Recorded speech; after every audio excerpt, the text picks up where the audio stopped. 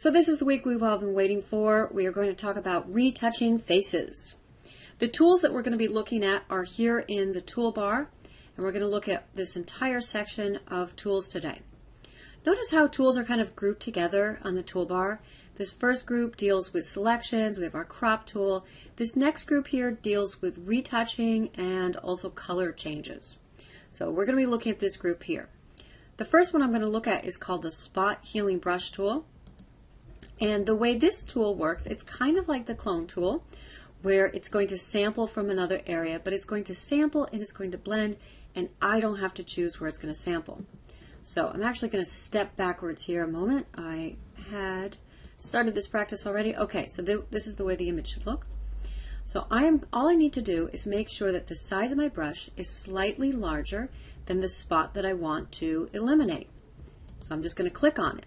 And notice how Photoshop just eliminates the spot. So how does it do that? It's sampling from the area around it. So that's why the size of my brush is really important, because it has to be a little bit larger than the area or else it won't have anything to sample from. And you don't want it to be too large because you want it to sample from skin tone area that's close to what I just did. So I want the size of my brush to be a little bit larger, so it's going to sample and it's going to blend. But now this is destructive, and you may have noticed I want things to be done non-destructively, so I'm going to step back and step back here in my history panel, and I'm going to create a new layer that's on top, same tool, but I'm going to go up to the options bar and make sure that Sample All Layers is selected. And so now I can go clicking and do the same thing, and this is completely non-destructive. If I look over here and I turn that layer off, I can see if I wanted to see what my person looked like originally. So again, that's just making sure you have a new blank layer and Sample All Layers is selected.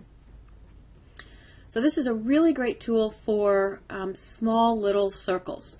Don't try to use it for getting rid of larger things, just for little freckles or little dots. The next tool is exactly the same. It's another healing brush tool, meaning it's going to sample and blend, but this is working like the clone tool, where you're going to set your source by clicking Alt first. So I'm going to take this one. So this is the tool if you want to get rid of a larger area. I'm going to try to get rid of the mole on her nose, for example, and I'm going to sample from down below a close area to her nose, so it's a similar skin type, and I'm going to hit the Alt key, and just like with the clone stamp tool, I'm going to get the bullseye, so I'm going to click, let go of both, and I'm going to move on up. And you can notice as I'm going over, it is actually sampling on top and blending. So that does a pretty good job for larger areas. Just to show you, like as an extreme example of what these tools are doing, I have an image set up here. It just has a black rectangle. You know, if I take the clone stamp tool and I use the Alt key, sample from here, and I come over here and I start to paint, I get exactly what I had over here. I could, of course, adjust that opacity, just in case anyone didn't explore this, but if I wanted to sample in at a lower opacity, that's one way I could get something that looks different from over here. It's just the same as this, but I lower the opacity. So I'm going to go back in my history panel, and let's redo that. This time, I'm going to take my healing brush tool, and I'm going to Alt-click and sample just like I did with the clone, and I'm going to paint in, but notice as I'm painting in, it's blending with the white background.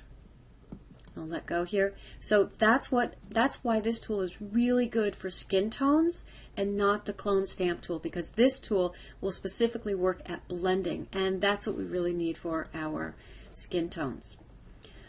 Okay, so those two tools, and I didn't mention it, but you saw I was doing it with the healing brush tool. I was also able to work non-destructively. I was working on my separate layer, and I had Sample All Layers on. So just check if yours wasn't working from a new layer. Make sure that you are on Sample All Layers so you can choose from the layers below. I'm now going to go over to the Soften Face image, and we're going to do kind of the same things, but with a different intention. What I want is to kind of soften this face. This is the way the face looked originally, and I just want to soften up the wrinkles. I don't want to make her look like an alien or like she's 15. I just want to soften it up. So here's kind of the end result of it. So you can still see them, you can still see a little bit, but it's not like she had plastic surgery totally. All right, so starting from the beginning, I'm going to create a new layer, and you could start off, of course you want to be zoomed in, maybe using a little bit of just the spot healing brush tool. So I could use the spot healing brush over things that look like spots. And then I'm going to move over to the healing brush tool, and I'm going to sample. So this, with the healing brush tool, you really do get more control over the areas because you can choose where you're sampling. So I just kind of keep choosing new spots to resample from, and I'm just going over all of the little bit of lines. She doesn't have that many, but just kind of for sake of example. Now I'm going to come over to the eyes, and it may not look great as I'm doing it, but the trick is going to be that I'm going to lower the opacity. So I'm kind of really getting rid of the wrinkles here. I'm going to lower the opacity of that layer when I'm done. Just scoot this guy out of the way, and I'll go over all of these lines, just kind of sampling. Okay, I actually created a snapshot so you don't have to watch me do all of this. So that's going to bring me to this point here.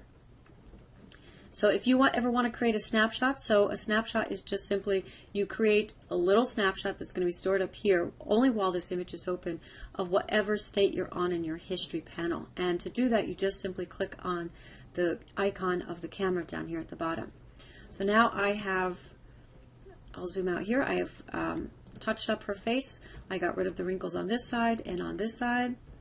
And now what I'm going to do is I'm going to simply lower the opacity on that layer that has the retouching. So again, I'll turn that off. This is the way she looked originally. This is the layer with all of the retouching. And I didn't try to do everything, but here I got rid of this, and I got rid of this, and I got rid of this. And if that looks a little bit too much, the technique you want to do is just bring it back a little bit, maybe to about 50%, so that it's softened it. Okay, so this is the way it was originally, and this is softened. All right, another step that you could do is using the Gaussian blur tool. So I'm going to duplicate this layer by clicking it and dragging it into the create new layer icon that duplicated it, and I'm going to go up to filter, blur, Gaussian blur, and I'm going to put a really small blur on it so I can see and hear my preview, and I can move it around in this little window so I can see what's happening. If I want to see what it looked like without the blur, I could just uncheck preview. So sometimes that's really useful, but something very, very small. Maybe I'll just put in like a radius of 1, a very, very small blur.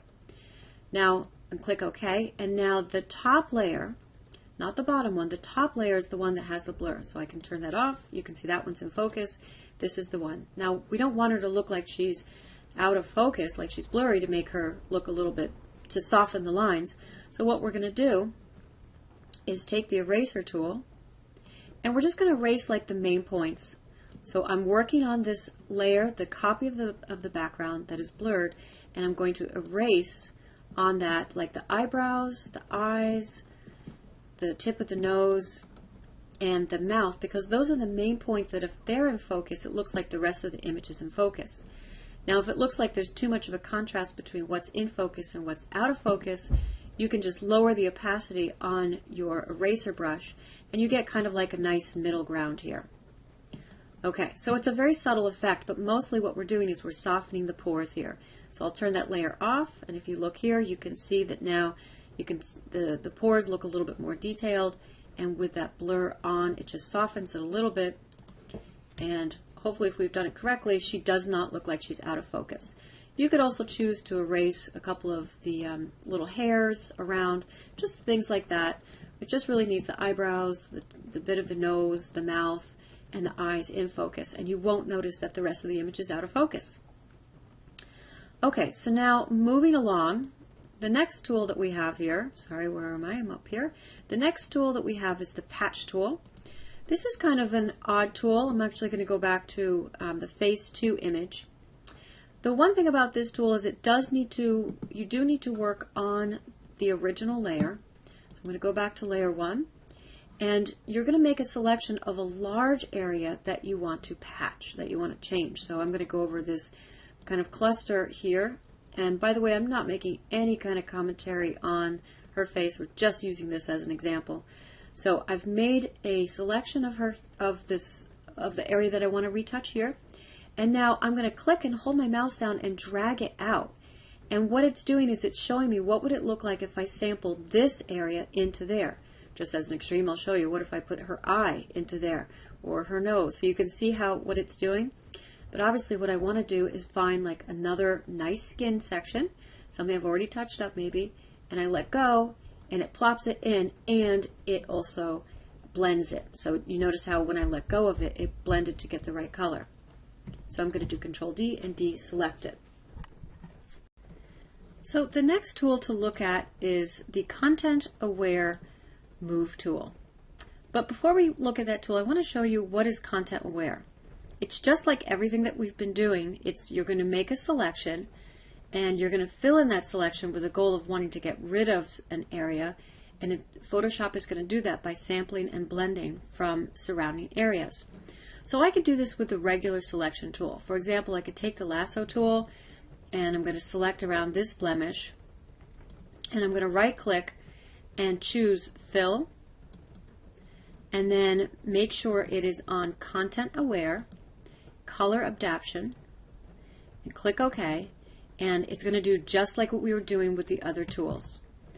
It sampled from the areas around it and it filled my selection with that. I have another image open over here called Wires. You have this one on Blackboard as well, and I have my selection already saved here, and if you open this up you should be able to, because I saved it with the selection, go to Select and choose Load Selection and you'll find the selection Wires. So I've made a selection of the wires here just to show another example of how this works, and I'm going to go to Fill again, make sure it's on Content Aware, Color Adaptation is selected, and click OK, and then Control D to deselect, and it does a pretty good job. It has a little bit of banding if you really look at it, but it does a pretty good job. So that's what Content Aware is. You make a selection of an area and you can choose to fill that area with content around it, and it does a good job at making the blendings. So let's look at what the Content Aware Move tool can do. And I have another image here, the Chicago image. And with that tool active, I'm going to make a selection around one of the buildings. So what I'm going to do is I'm going to move the building, but the Content Aware aspect is going to be in the spot where I had the building, it's going to do the Content Aware Fill to blend in. So I have a selection of the building and I'm going to move it over. You still see my original building there on the right, and I'm going to commit to this. The building over here disappears, and it does that same method of Content Aware Fill like we were seeing in the lines. Control D. So that can be a pretty cool tool to use as well. The last one I want to go over is the red eye tool. So I have another image over here, and this one is pretty simple. You just want to make sure that you're really zoomed in, and then you take that red eye tool, and you do have some options up here such as adjusting the pupil size or the darken amount, but basically you just click into the red area and it takes care of the red eye. So I'll zoom out and you can see the result of that. There's maybe still a little bit more I can go in there and get. While we're here, I do want to just point out one more tool which is in with the paintbrush, and that's the color replacement tool. So before Photoshop had a specific tool for color to get rid of the red eye, you actually had to do it manually through color replacement. So color replacement works like a lot of these other tools that we've been dealing with right now that are blending. So it looks like a paintbrush, but it's going to blend as it paints. So for example, I'm going to take some of the pink from her shirt and I'm going to sample it by Alt-clicking. I just sampled that color, and now I'm going to go up to the area where her hair is. Now if this was a regular paintbrush, everything would paint in at the same level of opacity. But when you use this paintbrush, again the color replacement tool, and paint in, what it does is it keeps the integrity of the tones that it's coloring over. So in other words, the bright blonde hair will be bright pink. You see how it's keeping my highlights? The darker areas will be darker pink. So this can be a really fun tool for retouching. I'll just go and make a little bit of her hair pink here. But if you wanted to use this for retouching the eyes, I'll show you that example as well. So if I get a little bit done here, you can see how it keeps the different tones of the original image. So that we have the dark pink, and then you have the light pink. I'll just zoom out so you don't see the grid. So dark pink and light pink. Okay, and I'm going to go to my history panel, and I'm going to step back to the beginning, and I'm just going to do this again, the whole thing. Instead of using the red eye tool, I'm going to use the color replace tool, just to show you how you used to do it. And in case if you feel like the red eye replacement tool it looks too artificial, this is another way you can do it. I'm going to sample a dark color, so alt click, and then I'm just going to paint over everything that has the red hues onto it. And sometimes you do have to paint over things a couple of times to really get rid of the red tones. And it's just doing, as I was doing with the hair, it's keeping the light ones light, they'll become a light gray, and the dark ones will become dark. And I could just keep going over it, just basically changing the hue, but I'm keeping the tone of the colors. Okay, and we'll zoom out. And so you can decide which one you think looks more natural, the red eye tool or using the color replacement tool. Okay, so that covers that covers all of these tools, and then we got one additional one. So I hope you enjoy using these tools and use them in your retouching bodies.